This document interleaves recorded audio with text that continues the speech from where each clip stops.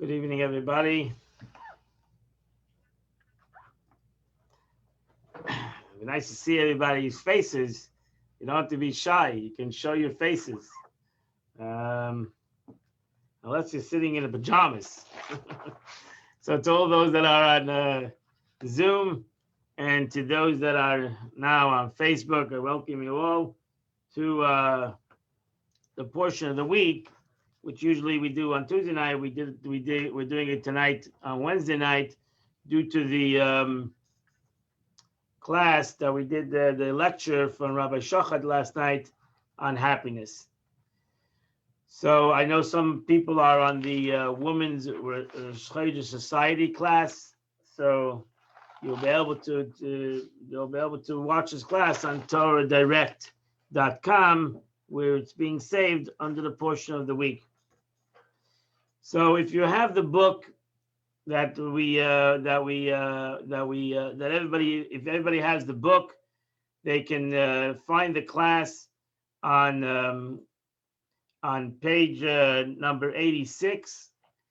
If you don't have the book, we are going to the book of Bereshis, Genesis chapter 27, verse 21. It's a beautiful parsha. This week's parsha, we are introduced to Yaakov and Esav, the two children of Yitzchak, the two children of Isaac.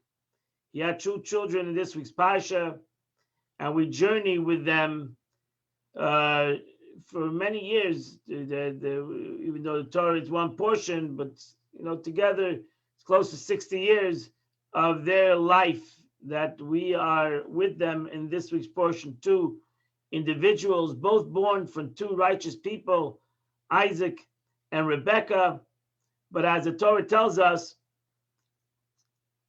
that we have that they both were one. They both came out of their mother's womb, one to the wicked and one to the righteous. Esau was wicked and Yaakov was righteous. But the Torah at the same time says that Yitzchak loved Esav. Yitzchak loved Esav, Kitzayid Befiv, and Rashi says because he was a hunter, and he was a hunter. He was a hunter physically. He was a person that roamed the fields and murdered people even. But the Rashi said, "Kitzayid Befiv," he was a hunter with his mouth. That he was very religious, seemingly, with Yitzchak, and he would speak to him in Torah and ask him various questions in Torah knowledge.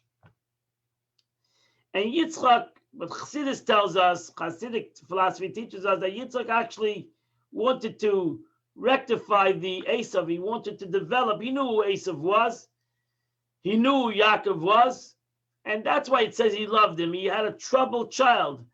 And he had a child that he wanted to change. And he wanted to ultimately make him better.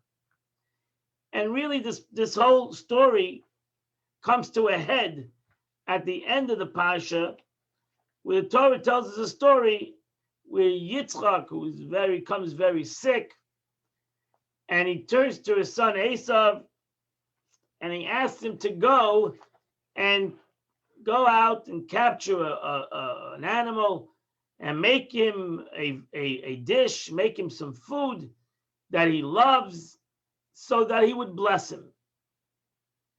And that's where we're holding. So we're holding that Rivka finds this out, and she doesn't want that Esav to receive the blessings.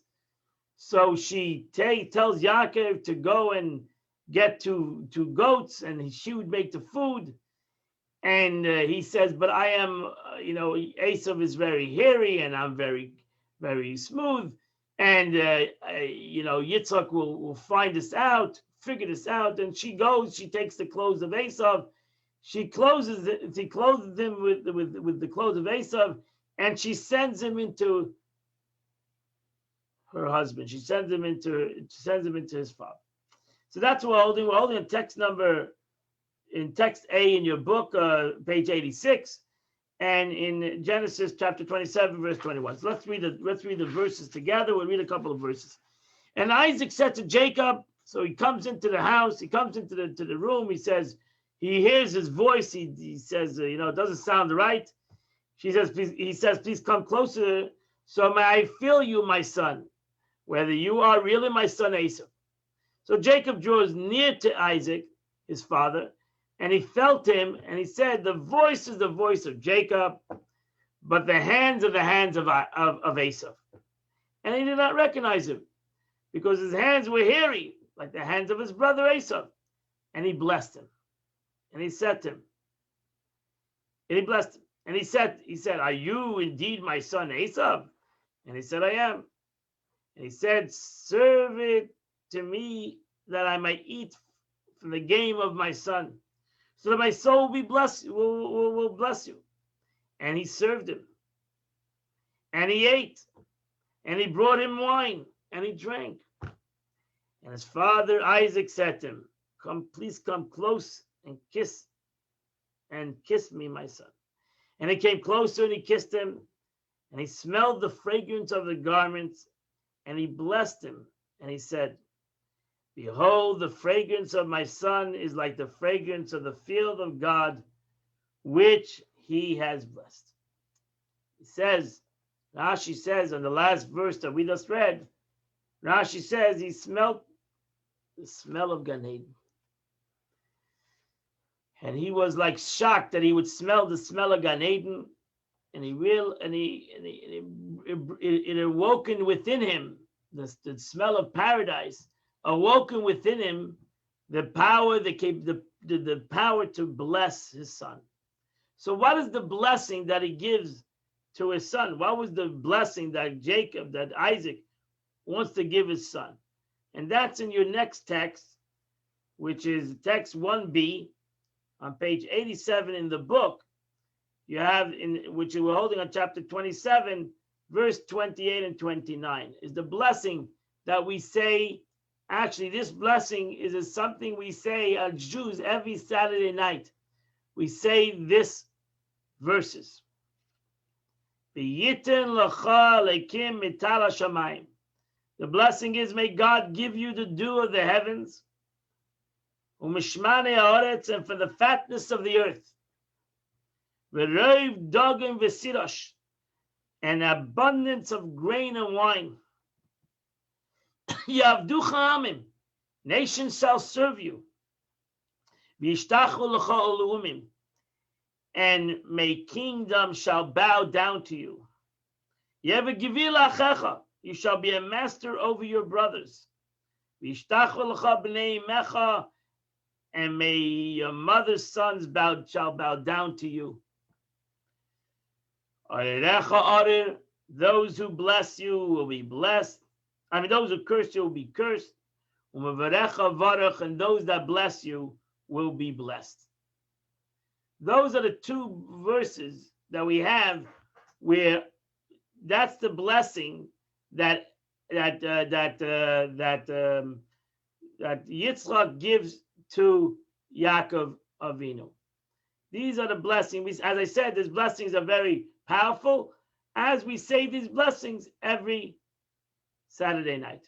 Right after Havdalah, we say the blessings. God should give us Mitala Shamayim. We're going into the week. God should give us all the blessings. We should all have a successful week. So why? What's the rationale for saying them? Who decided we should say that those blessings should be said? Oh, it makes sense. We're going into the week. We didn't work. And we're now going into the weekday. So even though in America we have Sunday off, but that's not really, Sunday's a day of work. So we say that may it be a successful week. That's a practical concept. May it be a successful week. It's interesting in general that this is the blessing, because this is the blessing really what Yaakov Avinu is not interested in, per se, in this blessing. This blessing is about success in the monetary world. Yaakov Avinu is Ishtam, Yoshev Ahalim. Yaakov is a man of the field. He's in his 60s. He's sitting and learning in Shem Ve'ever.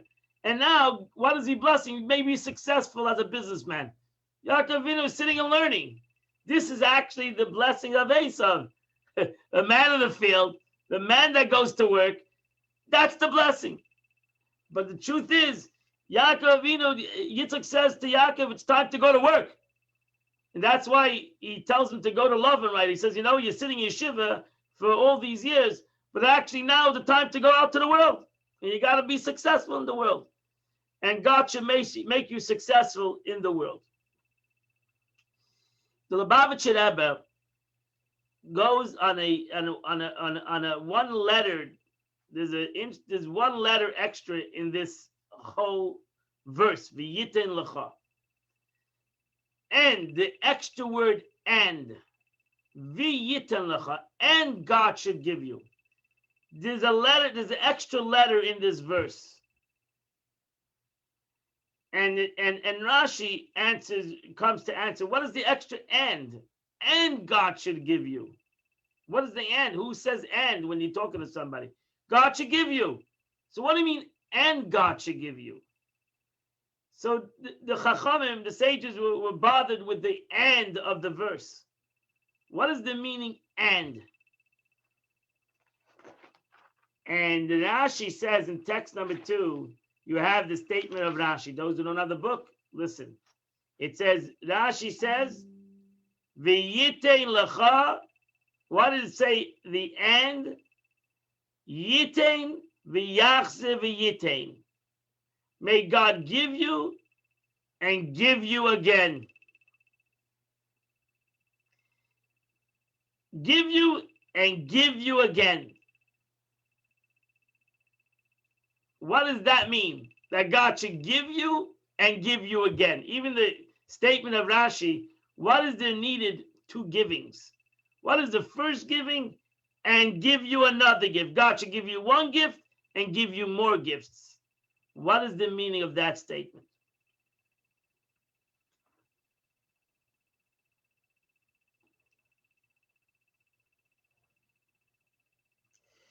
So the Rebbe goes in text number 3. If you have the text, it's on page 88 of your book. And I'm also those who want a book still can receive a book, and you'll be able to continue. We have many parshas ahead of us, so we still have the books, and you can receive the book at Chabad. So please tell us, and you can get a book, and it'll be much better following in the book. So the Rebbe talks about this. This is a talk of the Lubavitcher Rebbe on this week's parsha. And the Rebbe talks about this concept of give and give again.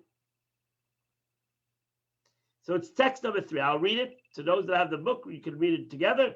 To those that don't have the book, please listen carefully. What was lacking in the first gift? What was lacking in the first gift that he gave him? Because really, v'yiten lecha, it's a statement of Yitzchak, but it's a prophecy. It's a statement of God. Not Yitzchak is giving him. It's v'yiten lecha, God should give you. So what was lacking in the first gift, the give, that warranted an additional gift? May God give you and may God give you. If we were talking about a human giver, we would understand. You give me $100 one day, tomorrow you're going to give me $200. So that's give and give. Give and give more. I understand that by human expression. Maybe it can make sense that you give and next day you give more and next day give more so you can continue to give more. Okay, even when it gives a large and abundant gift, at the end of the day, it has limited in so much as the giver is limited. Therefore, it can be supplemented by an additional gift. Doesn't make a difference. You always can give more. There's no concept you can't give more. Even if you gave big today, give bigger tomorrow. But we're not talking about a human giving. We're talking about godly giving. God should give you. So in our case, the giver is God. Certainly God's first gift is complete and unlimited. If God himself is complete and unlimited, if so, what is the added giving? What does God need to give? What did God give one time everything and that's it?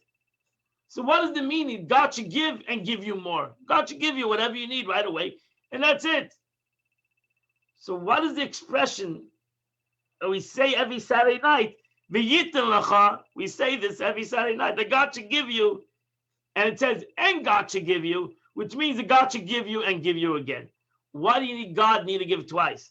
Why can't God give it once and that's it? That's a question that Rebbe asks. And to answer this question, the Lubavitch Rebbe brings up a beautiful concept in the Gemara, in the Talmud. And that's in your book, on your page 89 in your book, text number 4a. The Gemara, not to go, this is actually a Mishnah, Pirkei Avos. The Mishnah says as follows: Chamisha Tamidim Hayil Rabbi Yochanan ben Zakkai. There were 5 students to Rabbi Yochanan ben Zakkai. Who were the 5 students? Ve'eluhein: Rabbi Eliezer ben Hyrcanus, Rabbi Yeshua ben Chananya, Rabbi Yossi HaKohen, Rabbi Shimon ben Nesanel, Rabbi Eliezer ben Aruch. 5 students. And who are your Meina Shvachim? This is in Pirkei Avos, chapter 2, verse Mishnah 9. And he would praise them as follows: Rabbi Eliezer ben Hyrcanus. What's the greatness of Eliezer ben Hyrcanus? Who burst such enema betipa. Rabbi Eliezer ben Hyrcanus was a person. It was like a cistern. It was like a vessel that never lost a drop. What he had, like a photographic memory. Now, some people who have this talent, the photographic man, whatever they read, whatever they hear, they contain it. They remember everything you tell them. And Rabbi Yochanan ben Zakkai said, I have a student. His name is Rabbi Eliezer ben Hyrcanus. He's unbelievable. Everything he has learned, he never loses a drop. Rabbi Shimon ben Chananya, I have another student, Rabbi Shimon ben Chananya. Ashir Ladetei praises the woman that gave birth to this child. Rabbi Yossi HaKohen, he's a chassid, he's a pious individual. Rabbi Shimon ben Nesanel, he's a yoyre chet, he's a man who has unbelievable fear of heaven. And then the last one, Rabbi Eliezer ben Aruch, Kemayin HaMisgaber. He's like a everlasting wellspring. It's like when you go to a geyser, a water, a source of water that continues to spurt out, it continues to come out, and continues to go out. So he said this Rabbi Eliezer ben Aruch was like a wellspring of knowledge. It was a something that never stopped. It continues to go higher and higher, and stronger and stronger. So then the sage continues and says, you know what? Out of these 5 students, I'm going to put one against the other. I'm going to put the first against the last. Who's greater? Who's greater? The one who ascertains everything, or the one who's the water that doesn't stop, the Mayin HaMisgaber, the well who increases, everything increases like a wellspring of water. So look in text number 4b. Rabbi Yochanan would say, if all the sages of Israel were on one cup of balance scale, Rabbi Eliezer ben Hyrcanus was in the other, he would outweigh them all.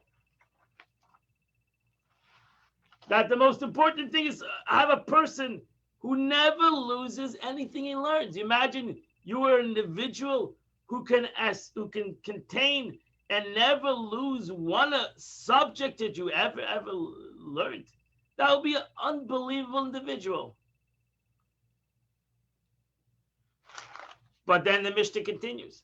Abba Shaul says in his name, if all the sages of Israel were on one cup of a balance scale, and Eliezer ben Hyrcanus included in that, and Eliezer ben Aruch were on the other rabbi, the latter would outweigh them all. He said the opposite. A person that has a wellspring, that he continues to go deeper and deeper and takes the subject and learns more and creates greater understanding in a subject, is greater than just keeping the subject. In essence, a person that understands, remembers everything he learns, so then basically everything that he has is for somebody else. Everything that he has is what he has learned. So it has really nothing to do with himself. It has to do with Rabbi Yochanan Mizaka was a phenomenal teacher. Lezim and Hookus was a phenomenal student. And he can repeat everything Rabbi Yochanan Mizaka taught him. He never forgot anything Rabbi Yochanan Mizaka taught him. Rabbi Lezim ben Aruch was a person that could take one thing that Rabbi Yochanan Mizaka taught him and actually develop it into something else. Create a whole different world. Actually, even more than Rabbi Yochanan Mizaka taught him. He went out and took the teachings of Rabbi Yochanan Mizaka, his teacher, and he developed it. He created a whole different reality. So the question is, what's greater? What is more important? It's really the question that has been a topic by Jews throughout history. What's more important, acquiring history or acquiring knowledge or developing knowledge? What is more important in life? To just acquire knowledge or actually to use knowledge? To take knowledge to places where the person that gave you that knowledge was not even there. That's why some of the stages would say, I've learned a lot from my teachers, but I've learned much more from my students. Because my students took me to places that I've never gone myself. So that if a student challenged me, and if a student challenged me, then I went to places that I didn't go. If the student just listened to me and took everything that I said and repeated what I said, so basically I've gone to know new places. So this is the struggle that we have in general in life. We like to stay status quo, or we like to deal with what we know, or we like to deal with what we're given. And we're not entrepreneurial. We don't take the things that we're given and maybe make it bigger, make it better. Why? Because we're afraid of the unknown. We're afraid of reaching out and becoming our own leader, our own educator. But actually, the blessing is lilmod ulalamed. The blessing is you should learn and teach. You shouldn't only become students, you should become teachers. Every one of us should become teachers. We should take everything that we learn and become teachers. Because there's enough people out there that every single one of us can educate. So like tonight, you're going to learn a very nice concept. Hopefully, you'll meet a friend, you'll teach it them. You'll become the teacher. You're not going to say it exactly like I say it. You'll say it in your own words. Hopefully, you'll understand it, and you'll develop it, and you'll teach it to somebody else in your own words, even though it's not going to be exactly the way you've learned it here. But it's not something important. It's important the way you understand it and when you teach it. So here the Rebbe says the same thing over here. Look in text number 5. The Rebbe says the difference between a cemented cistern and an increasing wellspring is applied to Jacob's blessing. Jacob didn't just receive the goodness from above. He also received the ability to stand on his own 2 feet. Meaning, to develop the goodness in a personal way, using his own resources. That was it. That was the blessing Isaac told Jacob. You're going to get the blessing from God, but you should increase it. Make it bigger. That it gives and it'll give more. If you're only going to take the blessing that God gives you and you're going to keep it in that blessing, okay, so you'll receive a little blessing. But no, God wants you to take the blessing and make it a bigger blessing.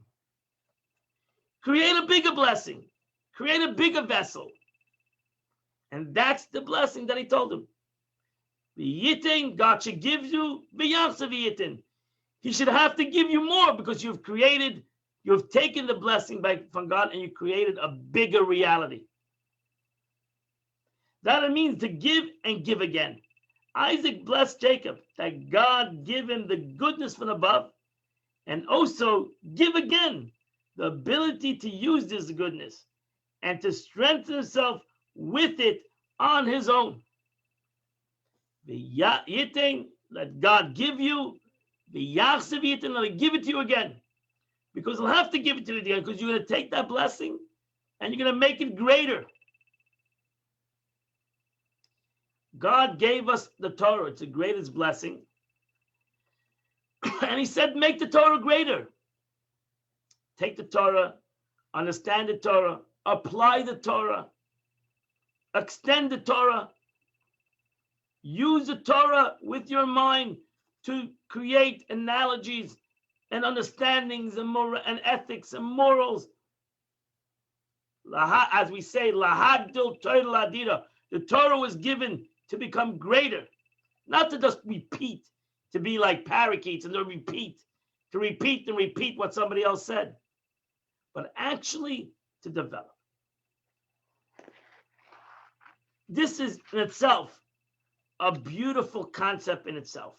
The Rebbe just answered you to us the concept of a yitin v'yachsav yitin, to give, to be blessed, and to be ourselves become a blessing.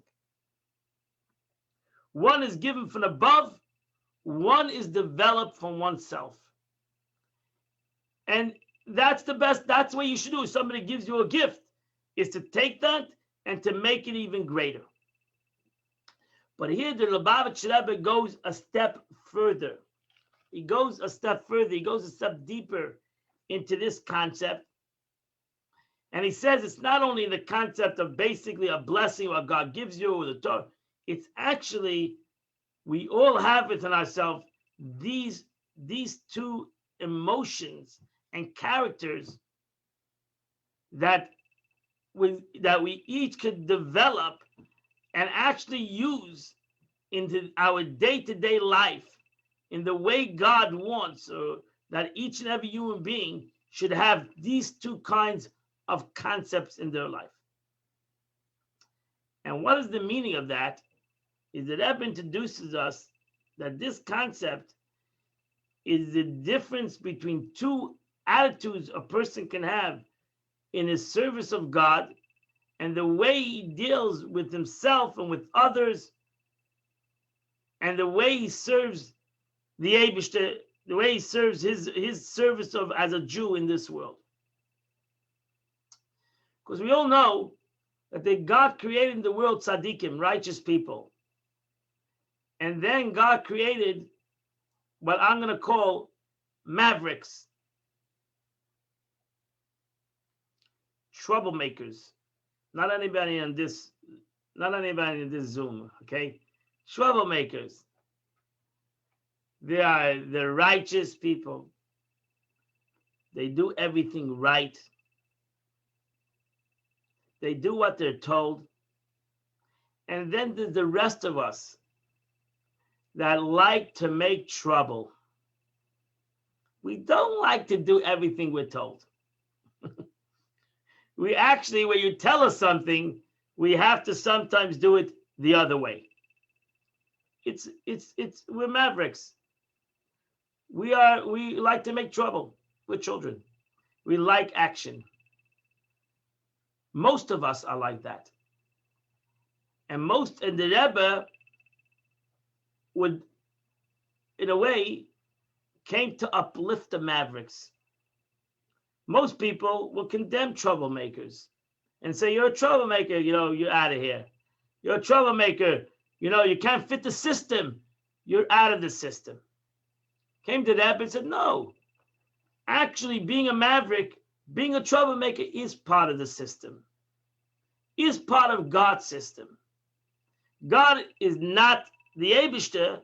If we believe the Torah and spirituality and Yiddishkeit is a godly manifestation, so to God, the righteous and the maverick, the troublemaker and the simpleton is both part of life, and it is actually a beauty in both, and God needs both.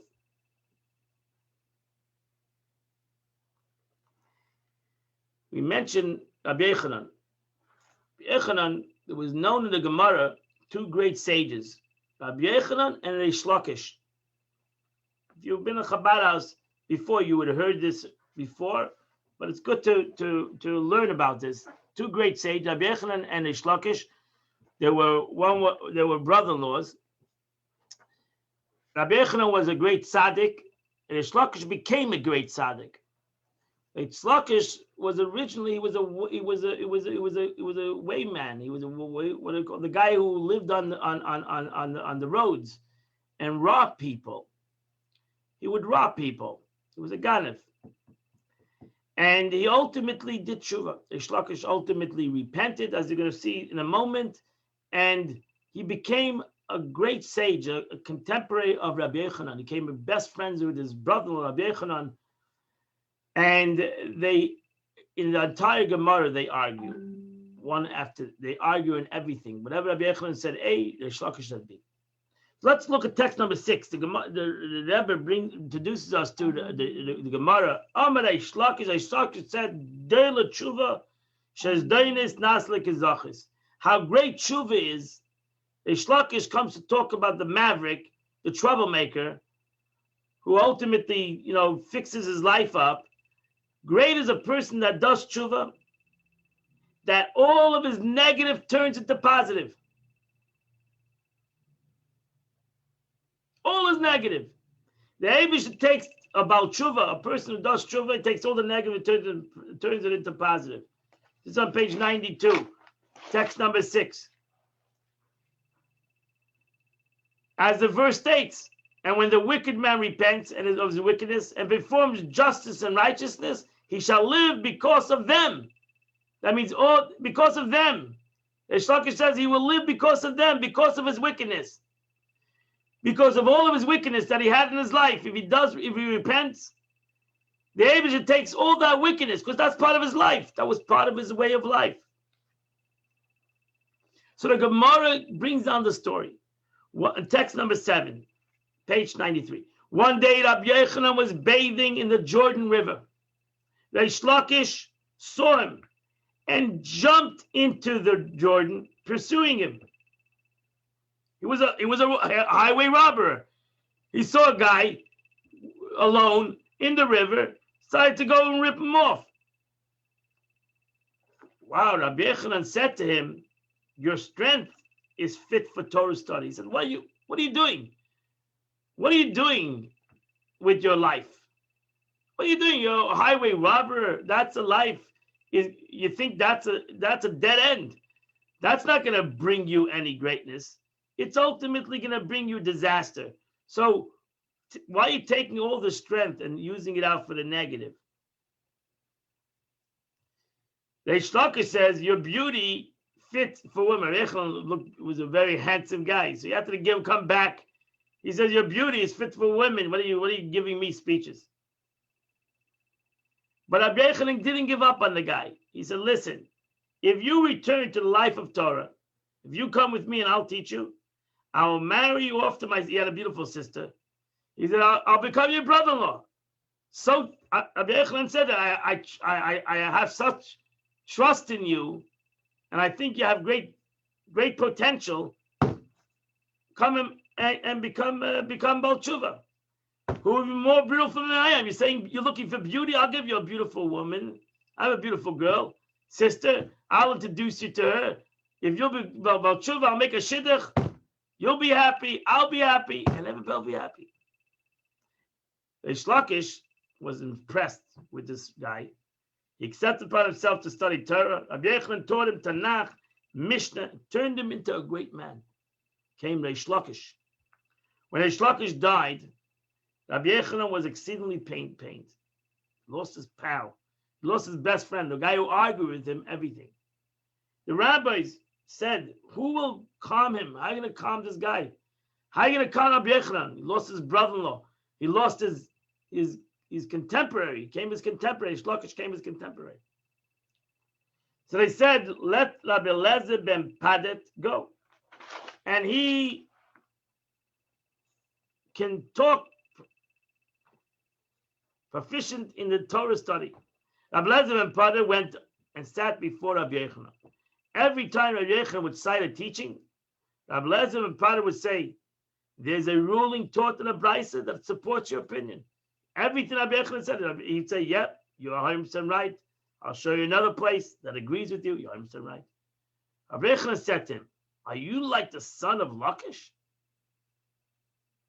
The son of Lachish, when I would cite a teaching before him, instead of supporting my idea, he would raise 24 difficulties, attempting to prove me wrong. And I would furnish him with 24 answers, supporting my claim. In this fashion, the study was broadened. And yet you tell me that there's a brisa substantiating me? Do I not know what I'm speaking makes sense? Speaking sense. I know you don't have to support me. I'm looking for somebody who's going to argue with me. Rabbi Yechon went around rending his clothes, weeping and saying, where are you, son of Lachish? Where are you, son of Lachish? Rabbi Yechon realized the beauty of Reish Lakish. Reish Lakish was a man who took his past, his struggles, and he used that as struggles for the learning of Torah. So whatever Rabbi Yechon said, he argued. Whatever he argued. Why? Because that was his nature. His nature was to do the opposite. He was a maverick. At the beginning of his life, he used his maverick to do negative, to do everything negative. He ultimately transformed his life. He became a great sage, but he still could be a maverick. He didn't say, okay, whatever you say, I'm going to accept. No, he argued. So the Rebbe says, what's the difference of Rabbi Yechon and Shlokish? What's the difference between two sages? The difference is their upbringing. Rabbi Yechon was a tzaddik, was a man who never did anything wrong. From the day he was born, he was a righteous man. He was a boring individual. Everything was straightforward. Shlokish was a maverick. He was an action man. He's a man that argued. He was a man that struggled. He was about tshuva. He was a man that had to work on himself. He was a man that had to change himself. And ultimately, he changed Rabbi Yochanan. He made Rabbi Yochanan even greater. That's how Rabbi Yochanan cried. Rabbi Yochanan said, I miss a guy like that. Even though that I know what I'm saying, but I'm trying to look for somebody who can argue with me. Somebody who can bring out within me something greater. And by agreeing with me is not the way you're going to bring out within me something greater. By disagreeing with me. That's the Baal Tshuva. That is the one who is about Tshuva. We are all Bali Tshuva. All of us. Why? Because we're not tzaddikim. We are people that struggle. We all step down. We all fall. We all do things that are not right. We all argue with God. We all argue with what we are told to do or not to do. We argue. We're mavericks. We're like Reish Lakish. We argue. Nothing wrong in arguing. There's nothing wrong in struggling in a subject. We should all do the same thing. So Reish Lakish didn't follow the manual. Right? Everything is sent down with a manual. We sent down also a manual. We sent down with a Torah, which is a manual. And Reish Lakish argued with it. We should also we are that way. You don't have to should also, we are that way. And that's beautiful. That's part of life. That's part of the journey of every human being. That is the journey of the Baal Tshuva. That's the Mayin HaMesgaber. That's the well that overcomes itself, continues to go deeper, continues to go more thoughtful, continues to try to understand, continues to try to develop. That's the way we are and we should be. And that's the greatness of ourselves. That's the greatness of who we are. That was the blessing. We'll get to that. That's the blessing of Jacob. So let's go to text number 8. The Rebbe says, the advantage of an ever-increasing wellspring is his limitlessness, which which a cemented cistern lacks. The tzaddik lacks the limitlessness. The tzaddik, the righteous man, is very limited. He does everything right. The Baal Tshuva is unlimited. He's proven it. He's gone a step down. He's been a maverick. He's been the troublemaker. And now he's using out that trouble to make him better. He takes the challenge and he becomes a better person with that challenge. Similarly, the advantage of Baal Tshuva is that their spiritual work is not restricted. As we know, tzaddikim operate on a very orderly, measured way, advancing one step after another. But a Baal Tshuva can jump every hurdle, advancing without taking the steps. We jump things. We transform things. We make things totally in a reality that was never there before. That we ourselves are shocked that we can change in such a kind of way. So therefore, the Rebbe says in text number 9, it emerges that the blessing of Jacob received, that God give and give again, includes not only spiritual and physical goodness, including both benefits, the full blessing itself, and as well as the ability to develop it on his own. That's the beauty of the second blessing. The second blessing is that God says, don't only be the tzaddik should be the Baal Tshuva. The tzaddik should learn from the Baal Tshuva, from the one who repents, that he should take the blessing and make it greater. Go with the blessing to places that the blessing would not be without you. Rather, it includes the ability from the above to live by both models of spiritual growth. The tzaddik model, represented by God's giving, and as well as the Baal Tshuva model, represented by God giving again. My friends, we are all tzaddikim. In certain things, we are all righteous. We live in a box. There are certain things we won't do. There are certain things we always do. Right? There are certain things as righteous people we're never going to change. Hopefully, we'll never murder anybody. Right? It's one of the 10 Commandments. Thou shalt not kill. We're not going to kill anybody. There are certain things we're tzaddik in the giving, right? We're in the positive. We're always going to help people. We're going to give tzedakah. We're going to give righteousness, right? We're tzaddikim. We live in a box. We're like a horse that has a can't see to the right, to the left. But God gives us each a second blessing, that we should be the maverick. We should be the one who takes something and goes further. Don't get stuck in the box. That's the blessing that God gives, that Isaac and God gives to Jacob. V'yitin, I'm going to give you a blessing. I'm going to give you the blessing. You're going to stick to the box. But I'm giving you a greater blessing. That you should be able to take this and go bigger and better. Go to places you cannot imagine. And that's what actually happened. We go from Yaakov Avinu in this week's portion, which in this week's portion is called the Ishtam. He's called a simple man.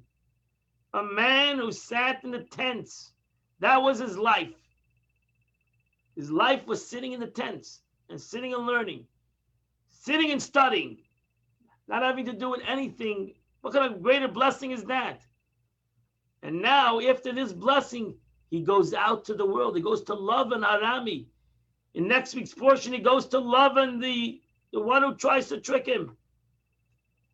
And over there, he establishes a family. Over there, he establishes 12 tribes. He takes that blessing. He realizes the power of the blessing. That v'yitin, he's going to be blessed. V'yafsa v'yitin. He's going to take that blessing. He's going to go out to a world that is a struggling world, and he's going to establish there an unbelievable Shiftei Yisrael. He's going to establish there an unbelievable tribe of the Jewish nation.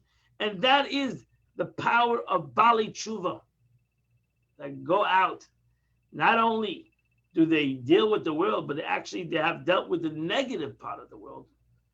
Maybe you have done a sin or two, etc.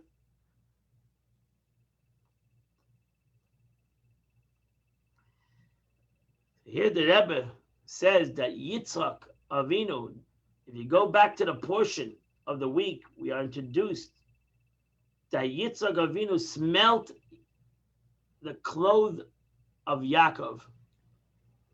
He took a smell, right? Yitzchak Avinu was blind. He couldn't see at that time. That's why he couldn't see if it was Jacob of Esau, because he was blind, physically blind. So he had to take. He only can listen, hear the voice. That's why he says this is the voice of Jacob and the hands of Esau. So he got the voice. He knew that the voice of Jacob, but he touched it. So he got the two senses of touching and hearing. But then he used his third sense, and that was a sense of smelling. And the Torah says, when it came to that sense, the Torah says he smelt Gan Eden. He smelt the smell of Gan Eden, right? We mentioned that before. You have it in text number 10. And in page 97 in your book, and his father Isaac said, "Please come closer and kiss my son." He came closer. He kissed him. He smelled the fragrance of the garden, and he blessed him. And he said, "Behold, the fragrance of my son is like the fragrance of the field that God has blessed." So here, there's a beautiful Sifri. It's on text number 11 in your book number 98. Over here, the Medrash says, the Sifri, Isaac's statement, "Behold, the fragrance of my son," refers to the sacrifice as a pleasing fragrance. Reach nechoyach. God says that the sacrificial offering has a pleasing smell to him. When a Jew takes an animal, Torah says, and brings it as a sacrifice on the altar, it smells good to God. What does that mean? God has a smell. When you smell, it's a tainug. It's a concept of delight.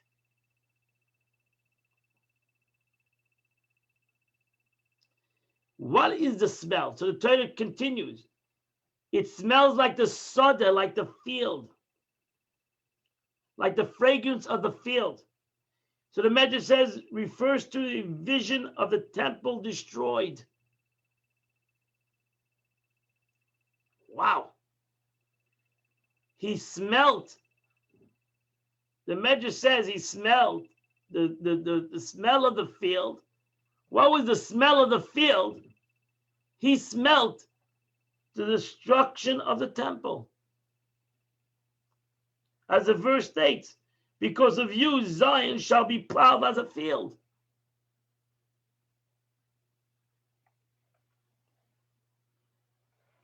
Asher Baruch Hashem, which God blessed, the Medrash says that God has blessed refers to the vision of the rebuilding of the temple, the time of Mashiach.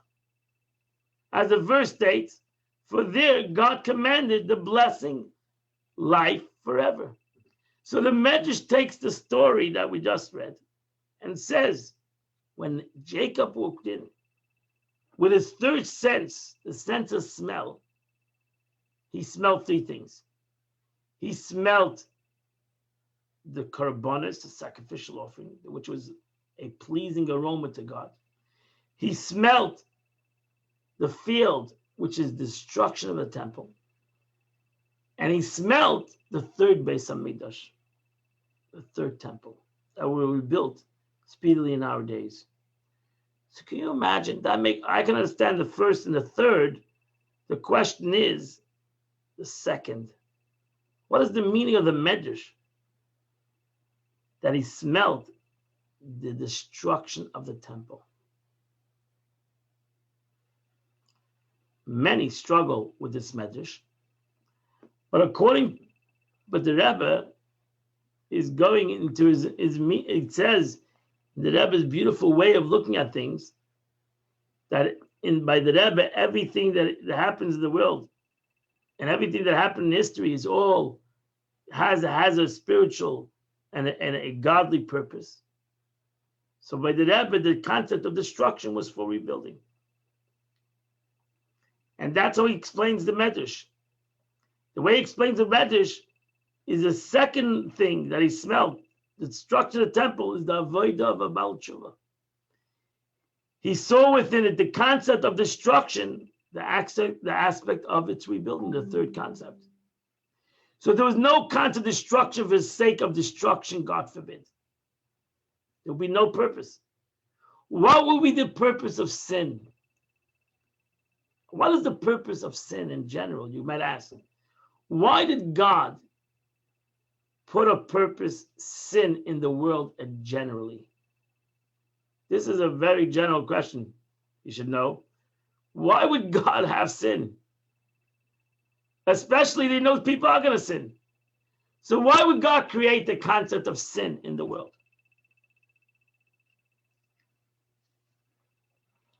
And the answer is, God gave the capability of sin because he knew that something greater is going to come out of it, and that is tshuva.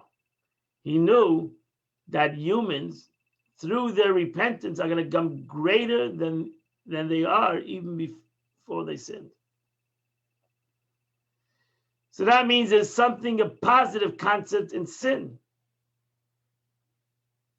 Not that you should go out and sin. Nobody should go out and sin. Because we have enough sin without going out and sinning. So the aspect of sin is that you're going to do tshuva. If there was no positive thing in sin, then there wouldn't be sin in the world. Chassidus says, if there was no positive concept in the aspect of sinning, there would not be sins. Why would God have sins in the world? You know, Gemara says, every day, there are 3 sins that every person does every day. You speak Lashon Hara. We in Tefillah, we don't pray the way we're supposed to pray.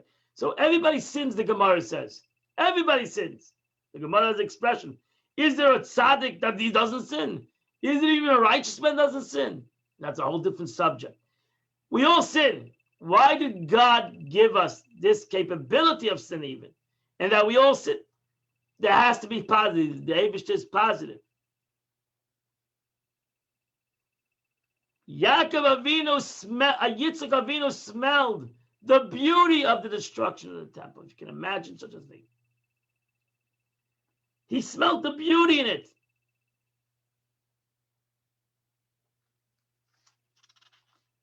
He doesn't bring this down in the Gemara, but the Gemara says in the statement that he said, "Vayarach esreach bigadav." He smelled the reach of his clothes. Why does the verse say bigadav, his clothes? You know what the Gemara says? Because there's no vowels in the Torah. There's no vowels in the Torah. And bigadav could be, if you put a different vowels, it could be baigdav. Baigdav means those who rebel. He smelt, Yitzchak Avinu smelt the beauties of those who rebel. Yitzchak Avinu loved Esav. Why did he love Esav? He didn't know who Esav was. It was all over the news. Yitzchak Avinu was not in denial. Yitzchak Avinu knew who Esav was. Yitzchak Avinu loved everybody. Because Yitzchak Avinu wanted to find the good in everybody. And Yitzchak Avinu taught Yaakov this concept. He gave him the blessing. And he told him, don't just be a Yoshev Tam Ish Oyalim. Don't just be the man who sits in the tent. Go out.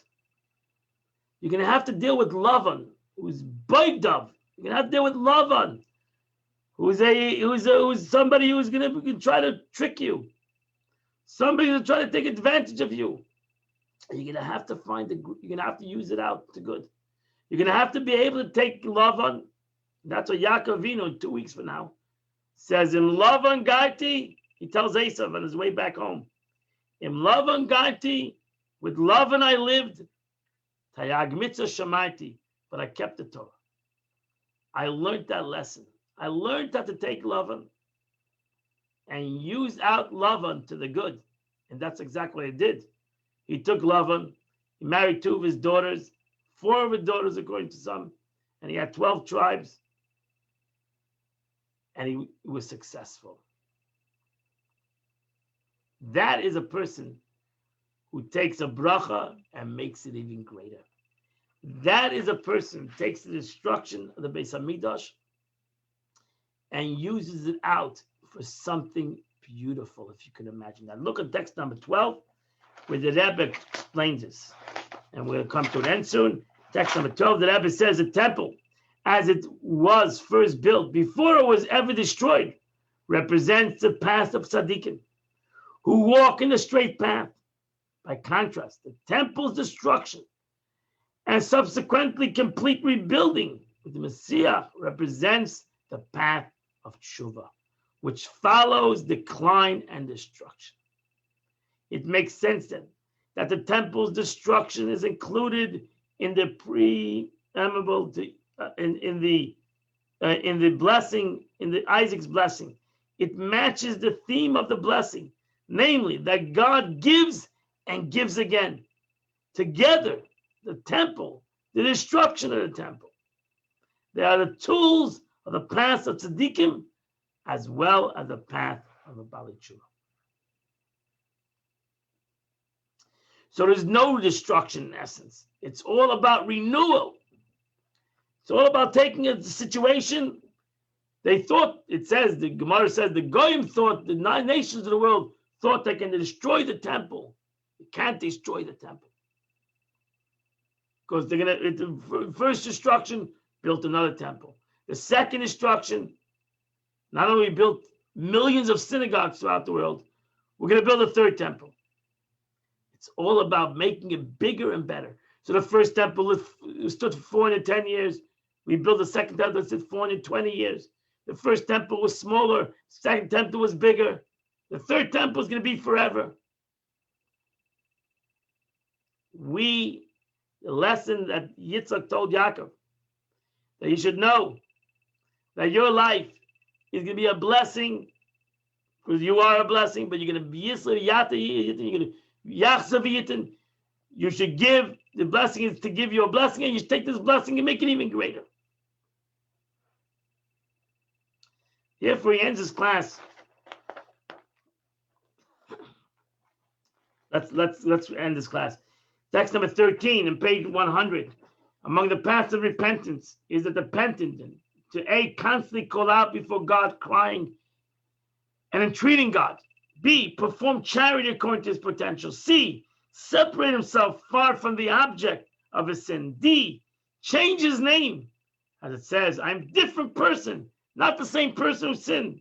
E, change his behavior in the entirety to the good and the path of righteousness. And F, travel and exile from his home.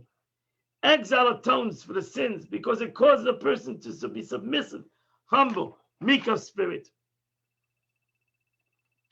But the Rebbe writes in text number 14, for tshuva to produce the desired result, it must be geared in the right direction. Underlining the sorrow and regret one feels must be the purpose, fulfilling the Torah mitzvahs henceforth. Don't be so involved in the negative. Be better focused on the positive. Therefore, the plowed fields refers not only to the feeling of brokenness, but to the growth of tshuva produces. The Rebbe says, the Rambam writes that, all about, think about the negative.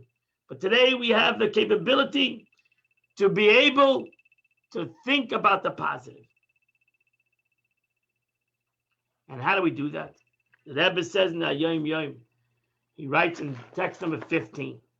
My father, the Rebbe Rashab, it's the statement of the Frierdiker Rebbe, writes, in one of his letters, a single act is better than 1,000 groans. One single act is better than 1,000 groans.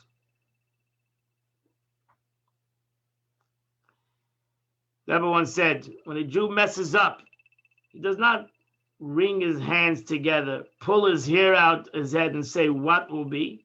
Rather, he says, what am I going to do about it? How am I going to transform the field, the destruction, the field, into a temple? This needs to be the result of tshuva.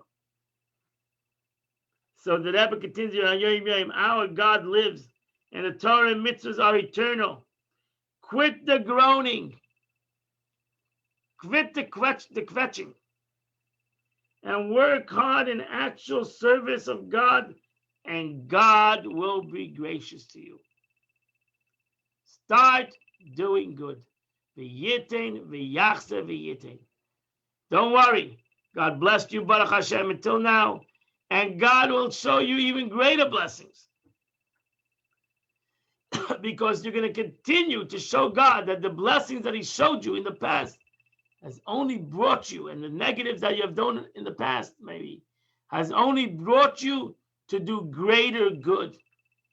And that, the Rebbe says, is the lesson that we say every Motzei Shabbos, my friends. The Eibishter should give you and give you again. You should take the week, as we go into the week, we should take the week and not only be afraid of the world and the struggles of the world and even the downfalls that we might go and do in the world. We should take every downfall and make it better. Don't dwell on the downfall, but actually dwell on the becoming better. And that's the beauty of this week's Parsha. It's actually brought down that this Parsha is called Parshat Toldot. And why is it called offsprings? So Rashi says, Maseim Shaved Tzadikim. The actions of a human being is his children. Those are the true children of the human being. And Rashi says, Parshat Toldot, Yaakov ve'Esav Amunah b'Parsha. Jacob and Esav that is mentioned in this week's portion. What are the offsprings? What are our children? The good and the bad, my friend. The good is self-solicit our offsprings, and the bad are also our offsprings, because those bad, those negatives, those challenges, or even the sins that we have done, has brought us, Baruch Hashem, to much better and bigger places.